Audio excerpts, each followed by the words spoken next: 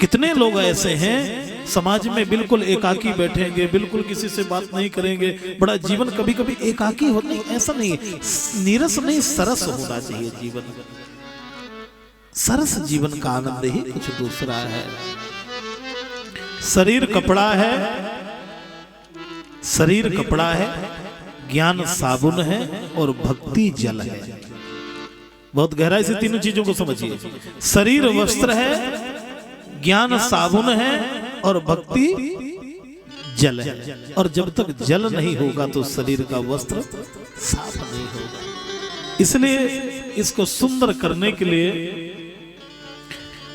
भगवान के नेत्र सजल थे और भगवान की आंखों में अश्रुपात देख करके उद्धव जी महाराज भगवान से कहने लगे, नारायण आपको भी किसी की याद आती है? भगवान ने कहा, उद्धव मोहि ब्रज बिसरत नाही। मुझे यशोदा मैया का प्रेम, बाबा नंद का दुलार, सखाओं का वो प्रेम नहीं भूलता। मेरी मैया मुझसे कितना प्रेम करती थी। भगवान चाहते हैं कि उद्धव जी भी उस प्रेम से सम्मिलित हो जाए। ये गीता में 4 प्रकार के भक्त कहे हैं, आर्तो, जिज्ञासु, अर्थार्थी और ज्ञानी। बहुत गहरे से सुनिए, मन लगा के सुनिए। 4 प्रकार के भक्त हैं। एक आर्त है जो रोता रहता है, एक जिज्ञासु है जो जानने की इच्छा रखता है, एक ज्ञानी है जो ज्ञान के द्वारा परमात्मा को देखता है, और एक अर्थार्थी है जो भगवान के पास केवल स्वार्थ के लिए आता है और किसी काम के लिए नहीं आता है। काम बन जाए तो भगवान को पहले छोड़ देता है।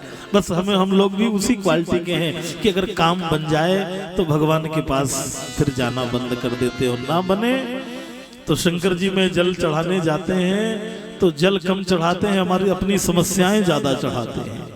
शंकर जी कहते हैं एक काम कर ले, चाहे जल चढ़ा ले चाहे समस्या चढ़ा ले। कभी कभी यही होता है हमसे भी। दूसरी बात, आरती गाते हैं ओम जय जगदीश हरे, आरती छोटी और लिस्ट लंबी। क्या कहते हैं, सुख संपत्ति घर आवे कष्ट मिटे। भगवान भी घबरा गए कि इतनी लंबी लिस्ट लेके आया है। आरती छोटी लिस्ट लंबी हमारा स्वभाव है। ये अर्थार्थी हैं जो अर्थ को चाहते हैं। पर एक भक्त ऐसे होते हैं जो भगवान से कहते हैं, हे नारायण मुझे कुछ चाहिए नहीं तुझसे, मैं केवल तेरा दर्शन करने आया हूं। कभी कभी ऐसा हो जाए, रामचरितमानस के विद्याकांड में भगवान के रहने के 14 स्थान हैं। भगवान 14 जगह पर रहते हैं, पर 14वां स्थान यही है जो जाहि न चाहिए कबहु कछु और प्रभु सन सहज स्नेह, जिसे भगवान से कुछ चाहिए नहीं। हे बिहारी, मैं झोली फैलाने नहीं आया, मैं मांगने नहीं आया। कभी कभी ये भाव हो जाए। आज भगवान ने उद्धव जी को 5 पत्र लिख के भेजे और गच्छ शीघ्रम भद्रम, हे सखे सुंदरम। सुंदर भगवान ने अपना पीतांबर पहनाया, सुंदर भगवान ने मोर मुकुट पहनाया, अपने जैसा रूप प्रदान किया और उद्धव जैसे ज्ञानी पहुंच गए आज। और जैसे वृंदावन में पहुंचे तो आज वृंदावन की स्थिति को देख करके उद्धव के ज्ञान को धीरे धीरे वो शून्य पे जाने लगा और प्रेम जागृत होने लगा। माँ यशोदा को देखा, बाबा नंद को देखा, पशु पक्षियों को देखा, वहां के आहार विहार व्यवहार प्रेम को देखा। सूरदास जी ने लिखा है, निस दिन बरसत नयन हमारे, सदा रहत पावस ऋतु हम पर, जब ते श्याम सिधारे। सारे लोगों के नेत्रों से अश्रुपात को देख करके उद्धव का ज्ञान प्रेम में बदल गया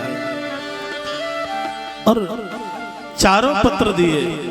5वें पत्र को श्री राधा रानी को समर्पित किया। श्री राधा रानी के नेत्रों से इतना अश्रुपात हुआ, इतना अश्रुपात हुआ, इतना जल गिला आंखों से अश्रुपात की जो स्याही थी, सारी की स्याही तो पूरी धुल गई। अब उसमें क्या लिखा था, सारे गोपियां आके खड़ी हुए, मोको लिखो है का, मोको लिखो है का। जैसे पहले अंतरदेशी पत्र आता था तो लोग बड़ा प्रेम से उसको पढ़ते थे। ना पढ़ना आए तो पड़ोस में किसी से पढ़वाते थे कि क्या संदेश लिखा हुआ है। कितना महत्व होता था उस पत्र का। ये भ्रमर गीत है। उद्धव जी को ज्ञान देना था तो कुछ कहना चाहते हैं, कहें कैसे, कहीं उद्धव नाराज ना हो जाए। कभी कभी किसी को सुनाना हो तो मुंह इधर को कर लें और सुनाएं इधर वाले को। हमारी माताएं पड़ोसन को जब सुनाना होता है तो इधर को मुंह करती हैं और खूब बगल वाली को खरी खोटी खूब सुनाती हैं। वो जानती है कि मेरे को सुना रही है। कभी कभी डायरेक्ट तो नहीं, इनडायरेक्ट कहना शुरू होता है। तो वही स्थिति यहाँ भी आ गई। आज वो भौरे को देख करके कुछ सुनाना शुरू कर दिया। अरे भौरा, तू बड़ा कपटी है, मधुप कितव बंधो मास प्रसांग्रिम सुपत्न्या, कुछ बिललित माला कुंकुम स्मस्त्र भिरन। तू भी काला है, तेरा वो नारायण श्यामला सलोना वो भी मुरली वाला भी वैसा है। जैसा तू पराग लेके भाग खड़ा होता है वैसा तेरा भगवान भी खड़ा होता है। उद्धव जी ने कहा ये प्रेमी है कि ये भगवान से बड़ा क्रोध कर रही है। प्रेम की गति बड़ी टेढ़ी मेढ़ी होती है, सुनने में कुछ लगती है और भाव उसका कुछ होता है। हृदय प्रीति मुख वचन कठोरा, मुख का वाणी का स्वरूप कठोर होता है। आज जैसे ही दूसरा श्लोक आया, भौरे ने कहा तो उसके पीछे क्यों पड़ी हो? तो उन्होंने कहा इसलिए कि कई जन्म का कपटी है। पिछले अवतार में श्री राम बन के सूर्पनखा के कान काट लिए, बाली को छिप करके मार दिया।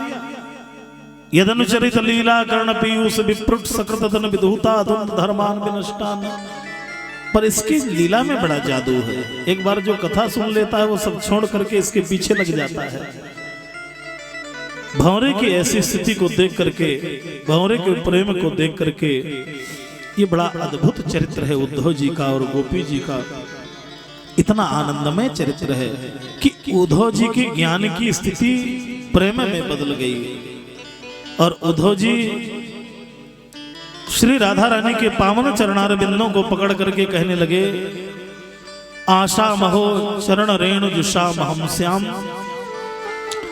वृंदावने किमपि गुल्म लतौषधि नाम। उद्धव जी ने कहा मेरा अहंकार समाप्त हो गया, मेरे अंदर भगवती राधा रानी की कृपा रूपी प्रेम मुझे जागृत हो गया और मैं संसार में जानता हूं कि अगर कुछ है तो प्रेम ही सर्वोपरि है।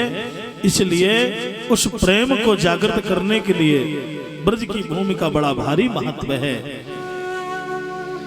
गोपियों ने कहा श्याम तन श्याम मन श्याम ही हमारो धन, ऊधो हमें श्याम सो ही आठों याम काम है।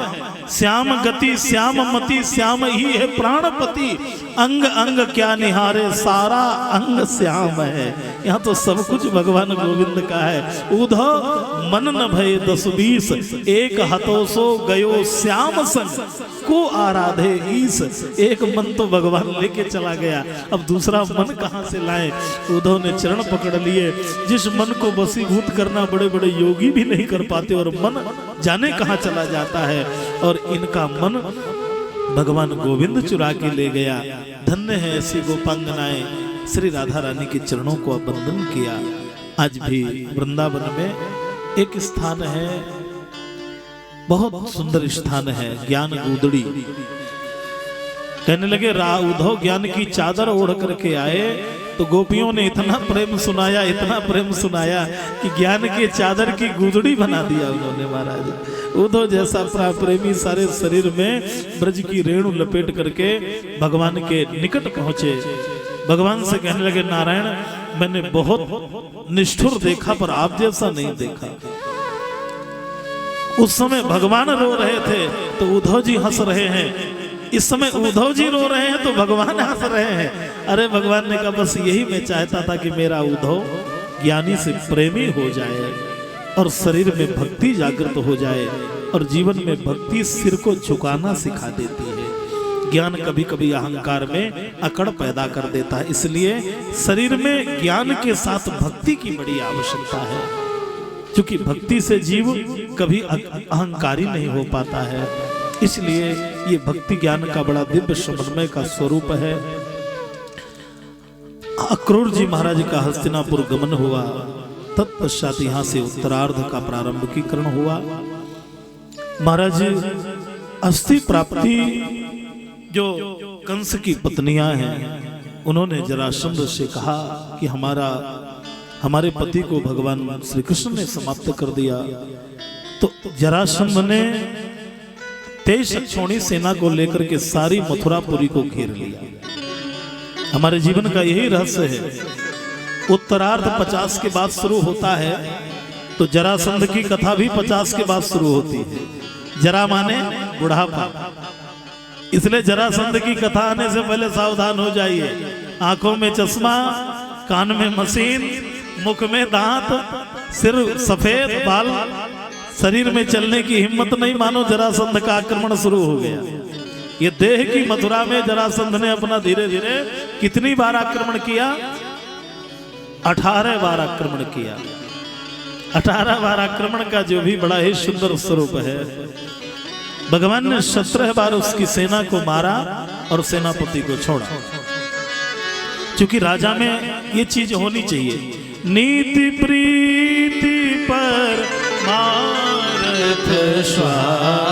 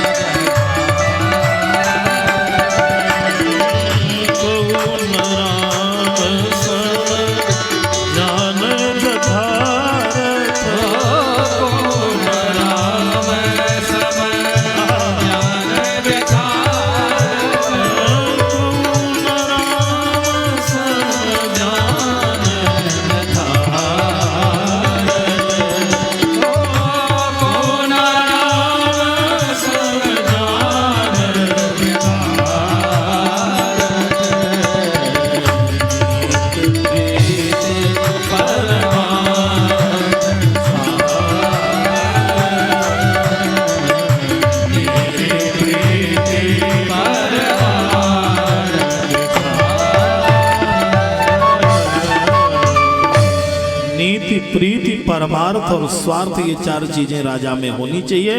भगवान ने कहा बलराम जी राजा को ना मारो, राजा की सेना को मार दो, राजा को छोड़ दो।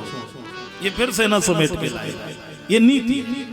अगर राजा को मार देंगे तो कहां ढूंढेंगे कौन कहां घुसा बैठा है। इसलिए आसुरी सेना को समाप्त करो और सेनापति को छोड़ दो। तो भगवान ने 23 अक्षौहिणी सेना को भगवान ने 17 बार समाप्त किया।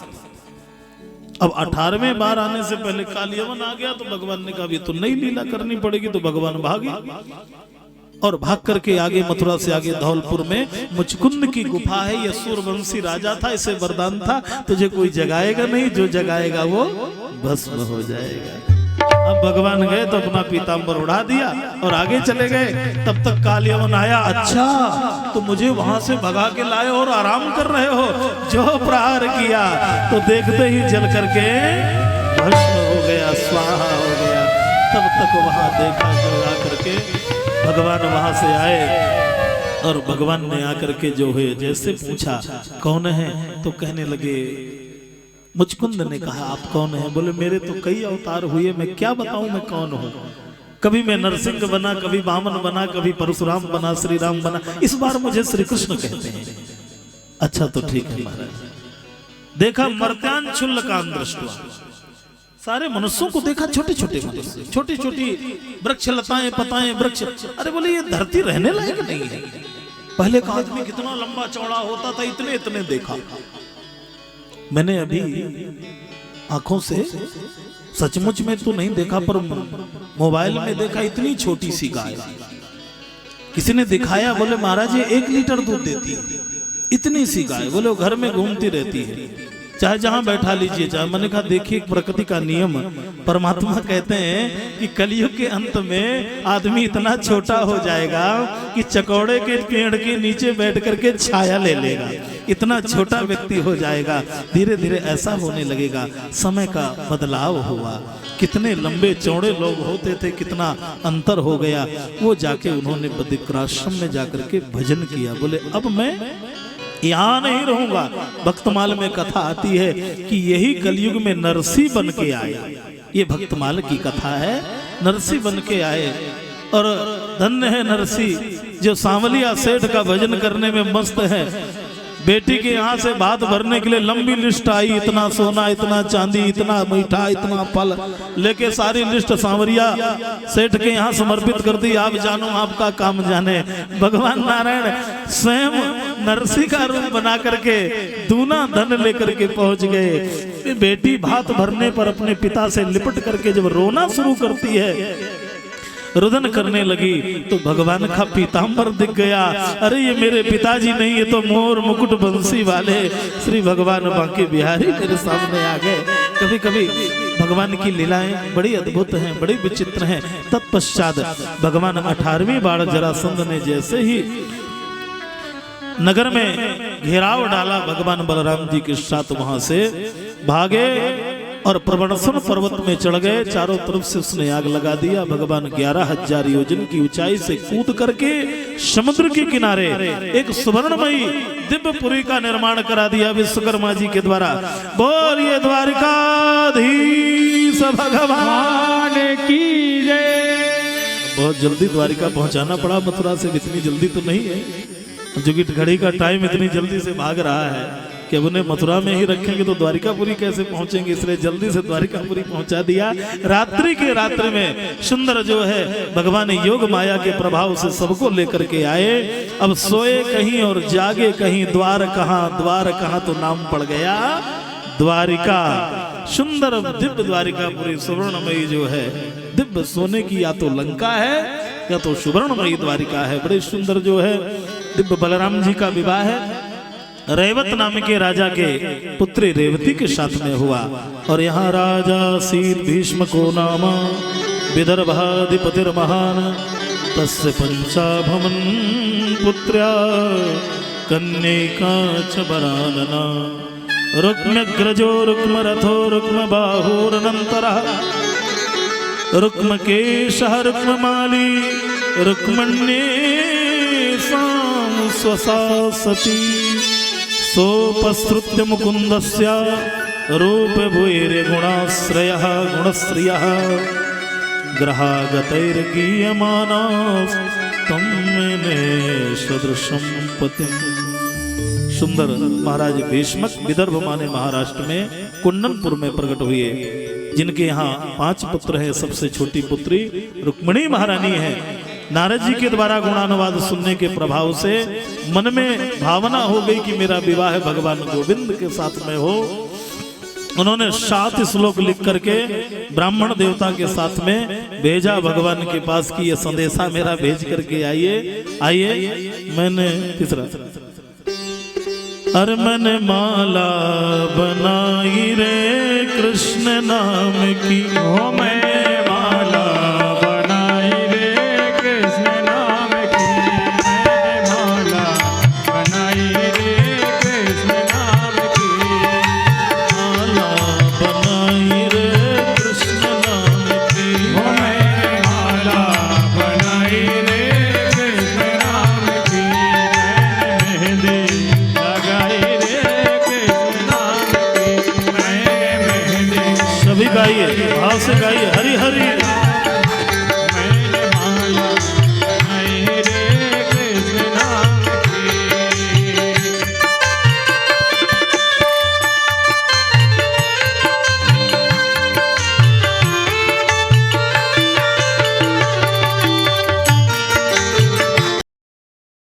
बोले हरि, मीठी मीठी तालियों के साथ में भाव से गाइए, हरि हरि।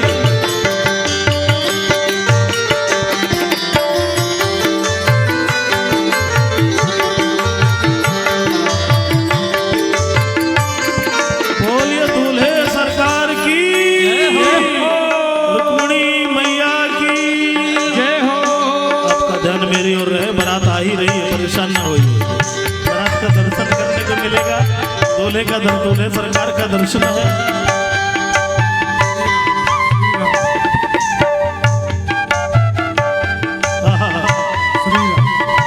हरि बोल।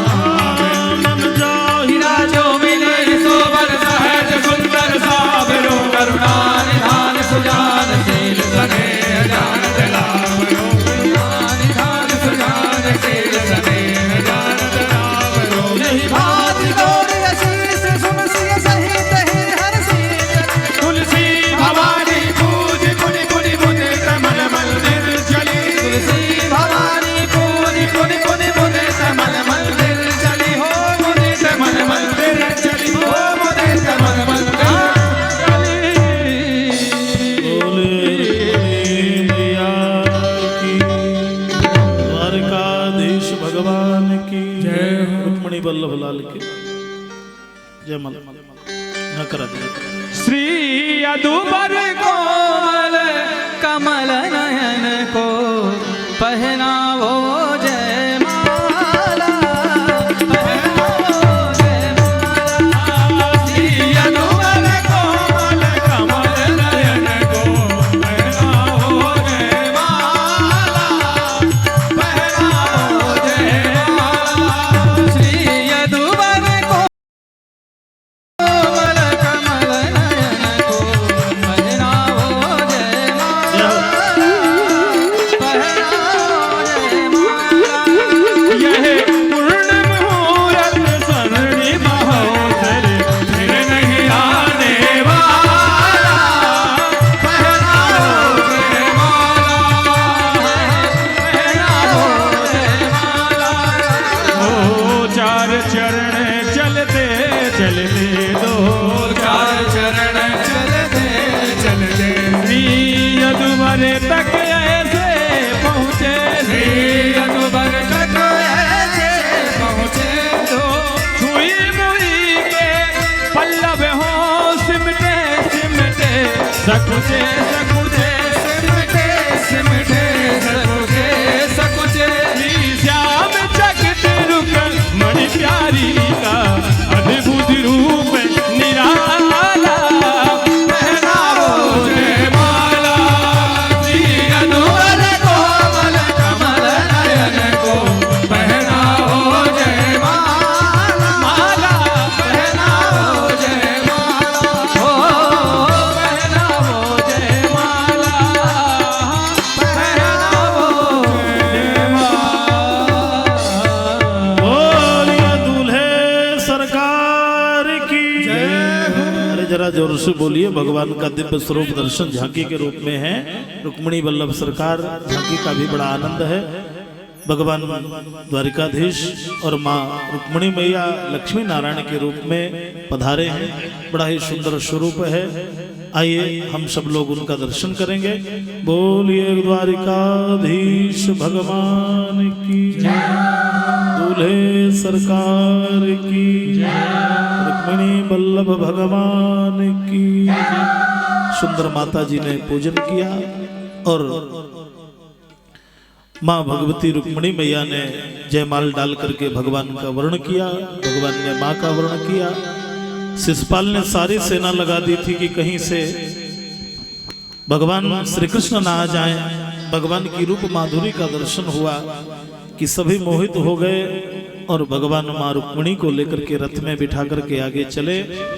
वहां से रुक्मी आया, भगवान से युद्ध करने लगा। भगवान ने उसे दंडित किया तो उसने भोजकट नाम का नगर बसाया और यहाँ सरकार श्री द्वारिकापुरी में जाकर के ब्रह्मा जी के द्वारा वेद मंत्रों के द्वारा द्वारिकायाम अभूत राजन महामोदा पुरौकशाम रुक्मिण्या रमयोपेतम दृष्ट्वा कृष्णम श्रियः पतिम। सुंदर ब्रह्मा जी के द्वारा वेद मंत्रों के द्वारा भगवान श्री नारायण का बड़ा ही अद्भुत